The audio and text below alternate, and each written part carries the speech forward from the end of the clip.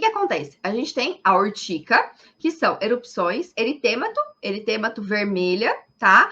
Papulosas que são elevadas, tá? De formas e tamanhos variados. Pode ter o contorno mais bem definido ou não. Geralmente tem o contorno menos definido.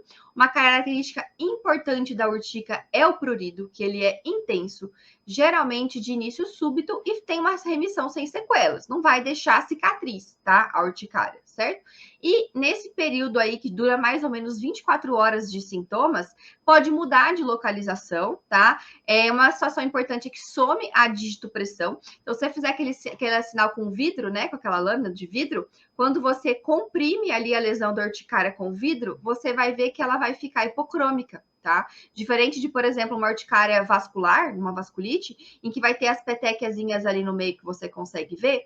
Na urticária por si só, urticária aguda ou crônica, né, de cunho alérgico, você vai ver só ela hipocrômica, tá? Pode se juntar e formar placas, tá? Então, aqui a gente vê aqui ó, lesões menores, aqui elas estão confluentes, vermelho, então tem esse fundo avermelhado, essa lesão aqui, elevada, tá? Pode ter o centro um pouco mais claro, tá bom? E uma característica importante é o prurido, tá? Lesão parecida de urticária, que não tem prurido, até que se prove o contrário, não é de cunho alérgico, tá? Pensar em diagnósticos diferenciais que a gente vai conversar. O angioedema, em geral, ele é o quê? Ele é um inchaço que geralmente é pouco definido e assimétrico. Então, aqui você vê nessa imagem que a gente tem o lábio na parte direita mais edemaciado do que do lado esquerdo, tá? E também não acometeu o lábio inferior nessa imagem aqui, tá certo?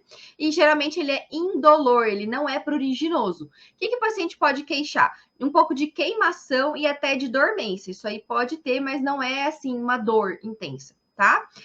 Não tem palidez ao centro, diferente da urticária. Pode ter uma aparência avermelhada, não é obrigatório, pode ou não.